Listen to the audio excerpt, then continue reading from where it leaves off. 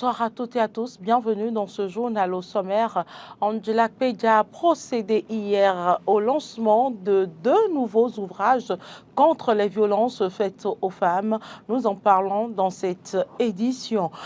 Édouard Loko, président de la Haute Autorité de l'Audiovisuel et de la Communication, était face à la commission budgétaire de l'Assemblée nationale. Il a défendu un budget de plus de 3 milliards. Et puis, hors de nos frontières, le Tchad annonce rompre ses accords de coopération de défense avec la France.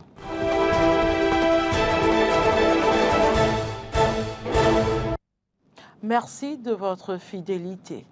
La journaliste Angela Kpeja a procédé au lancement de 2 nouveaux ouvrages contre les violences faites aux femmes.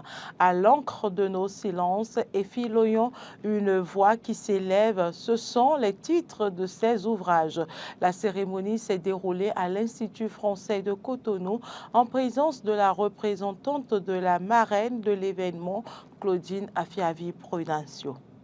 Un cri d'espoir contre les violences basées sur le genre, ce sont 2 livres que Angela Kpeja a lancés hier à l'Institut français de Cotonou. Un livre poignant et une bande dessinée percutante qui ne laisseront personne indifférent. À l'initiative de la journaliste Angela Kpeja, ancienne victime de violences basées sur le genre, ces 2 ouvrages visent à briser le silence autour de ces violences et à interpeller les décideurs sur la nécessité d'une prise en charge plus adaptée pour les victimes.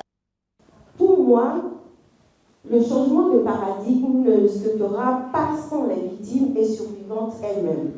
Or, bien souvent, elles sont réduites au silence, incapables de crier leur souffrance dans une société qui semble être construite pour les hommes. Donc, à l'encre de nos silences, est mon cri de cœur pour une meilleure prise en charge des victimes et survivantes d'agressions sexuelles. Filoyons par contre la bande dessinée, Filoyons une voix qui s'élève, un moyen assez ludique et puissant de faire passer un message important à nos filles. Pour moi, une fille, une femme est d'autant plus belle qu'elle est intelligente. La beauté ne doit plus être notre atout principal. Pour passer les mailles du harcèlement sexuel érigé en homme dans nos administrations, il faut travailler sans relâche et ne jamais s'enfermer dans le silence. Pour la marraine de l'événement, Claudine Prudencio, représentée à cette cérémonie, les 2 ouvrages de l'auteur s'inscrivent dans une sorte de continuité du combat contre les violences basées sur le genre. Raïssa Prudencio a salué le courage et la créativité des auteurs, assurant que ces éléments seront essentiels pour la suite du combat. À l'encre de nos silences est bien plus qu'un livre. C'est un cri que trop de femmes n'ont jamais pu pousser parce qu'on les a réduites au silence. Angela Kpeja nous tend un miroir ce soir. Et dans ce miroir, nous voyons des réalités que beaucoup préfèrent fuir. Les violences sexuelles, le harcèlement, les abus de pouvoir. Ces réalités ne sont pas de simples tragédies individuelles. Elles sont le symptôme d'une société malade qui préfère détourner le regard plutôt que de confronter ses propres responsabilités. Filoyons, une voix qui s'élève, est une œuvre tout aussi essentielle. À travers le format accessible de la bande dessinée, elle atteint un public jeune et diversifié, là où les discours institutionnels peinent parfois à percer.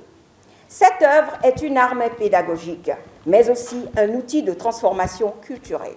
Avec ces 2 ouvrages, Angela Kpeja et ses collaborateurs offrent ainsi un outil précieux pour lutter contre les violences basées sur le genre. En sensibilisant l'opinion publique et en interpellant les décideurs, ils contribuent à faire avancer la cause des victimes et à construire une société plus juste et égalitaire. Protection des troupes au combat, les États-Unis offrent 12 véhicules blindés aux forces armées béninoises. C'est un don d'une valeur totale estimée à 3,5 milliards de francs CFA que le gouvernement américain vient d'octroyer au Bénin. Il s'agit précisément de 12 véhicules blindés de transport de troupes de 280 plaques et de 35 radios tactiques. La cérémonie de remise de ces équipements a lieu au camp militaire d'Alada. Les équipements remis contribueront non seulement à protéger et à sauver la vie des soldats au combat, mais aussi à améliorer la communication entre les unités déployées. Le président de la Haute Autorité de l'Audiovisuel et de la Communication, Édouard Loko, était face à la commission budgétaire de l'Assemblée nationale. Il a défendu un budget de plus de 3 milliards de francs CFA. Suivant un extrait de ses propos. Ce budget 2025 de la HAC s'élève à 3 milliards 104 millions de francs CFA et a connu une augmentation de près de 34%. Ceci est dû à la volonté du gouvernement de mettre en adéquation les ressources avec la nouvelle loi organique de la HAC. Mais je dois dire que ce qui m'a frappé, c'est le sérieux des députés de la commission budgétaire. Moi-même, je savais que ce n'est pas une formalité qu'on venait faire. Ils ont bien lu le budget, ils ont posé des questions très pertinentes par rapport à ce budget, par rapport aux attributions de la HAC. La HAC n'a qu'un seul chantier, c'est celui de la régulation pour une démocratie apaisée. Les députés se sont enquis déjà de dispositions que nous prenons pour les élections de 2026. Mais je dois dire une chose, il y a un aspect qui intéresse quand même les journalistes que je ne peux passer sous silence, c'est l'aide de l'État à la presse privée. Vous savez que ça fait bientôt 8 ans, sinon 9 ans que les conditions, les contextes n'ont pas rassuré les autorités pour qu'elles débloquent cette aide. Nous allons certainement, avant la fin de cette année. Le président de l'Assemblée nationale a reçu à son cabinet l'ambassadeur de Luxembourg près le Bénin dans le cadre de la coopération entre les deux pays. Il a également reçu une délégation des Béninois vivant en Guinée équatoriale. Le point dans cet élément réalisé par nos confrères de Télé-Hémicycle. La coopération bilatérale entre deux nations au cœur de cette rencontre au cabinet du président de l'Assemblée nationale. Ce matin, Louis Gbéou-Nouvlavonou a eu la visite de l'ambassadeur de Luxembourg près le Bénin. Visite doublée de l'expression d'une vision de partenariat stratégique entre les deux pays. C'était nécessaire d'établir les bases pour des relations parlementaires directes entre les deux pays.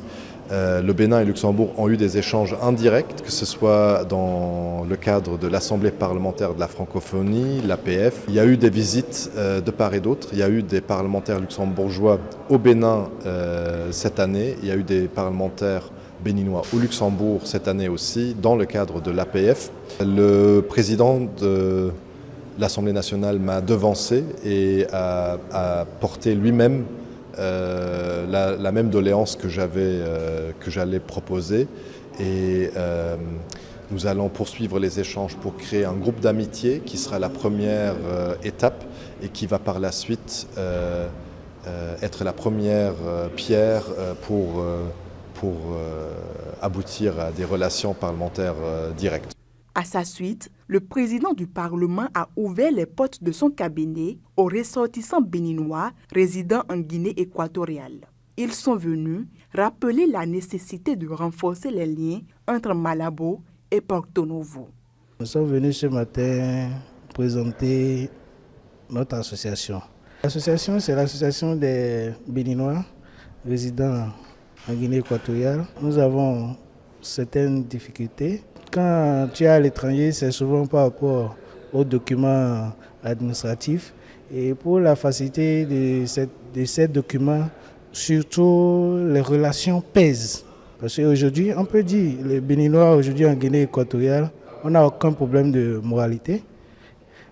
Nous en avons parlé avec le président et nous avons profité aussi de demander au président de revoir un peu les relations entre les deux pays. Des échanges sur des relations diplomatiques à approfondir, échanges desquels sont sortis satisfaits les hôtes du président de l'institution parlementaire. Les populations de Cocody-Sédhié vont de l'église CMCI n'en peuvent plus face à l'insalubrité et les sachets plastiques qui inondent l'Avon. Ils expriment leur elles expriment leur mécontentement dans ce reportage de Arthur Ruendo. C'est une insalubrité qui ne dit pas son nom, ici à Cocody-Sédié, dans la vente de l'église CMCI. La forte présence des sachets plastiques déposés par-ci et par-là et la dégradation de l'avant inquiète la population. Nous sommes dans l'avant CMCI. Ici, en période de pluie, l'avant là est complètement inondé. Quand il pleut, ça devient l'eau, c'est sale. Toutes les vents se remplissent avec l'eau. On peut passer dans l'eau. On peut habituer pour aller passer dans l'autre fond, pour aller à l'école. En période de pluie, c'est un peu difficile. Et même pour les élèves, c'est vraiment difficile de passer. Il y a des sachets. Même quand il pleut, l'eau, ça fait au moins des semaines, disons des mois avant que ça ne passe un peu. Face à cette situation, la population appelle les autorités compétentes au secours. Nous voulons que les autorités viennent nous aider.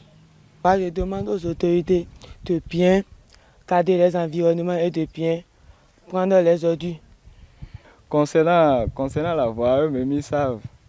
S'ils peuvent nous aider à faire un peu mieux pour que les élèves, mais nous-mêmes, les passagers, puissent avoir un peu de trucs là pour pouvoir passer. La préservation de l'environnement ne concerne pas que les gouvernants, c'est aussi l'affaire des citoyens. Ensemble, luttons pour la préservation de notre cadre de vie. Actualité en dehors du Bénin, quelques heures à peine après la visite au Tchad du ministre français des Affaires étrangères Jean-Noël Barrot, son homologue Abderrahmane Koulamala a publié un communiqué pour indiquer la fin de la coopération en matière de défense signée avec la République française. Le ministre tchadien des Affaires étrangères estime que le Tchad veut évoluer, mais que la France reste un partenaire essentiel, a rapporté le correspondant de RFI à N'Djamena, Carole Valade. Pendant sa visite, le ministre français Jean-Noël Barrot n'a pas abordé le sujet. Lors de la déclaration commune à l'issue de la rencontre, son homologue tchadien Abderrahmane Koulamala a simplement glissé que la France doit considérer désormais que le Tchad a grandi et mûri. N'Djamena assure que les modalités prévues pour la réalisation de l'accord, y compris le délai de préavis, seront respectées. C'est tout pour cette édition. Merci pour l'attention. Bonsoir chez vous.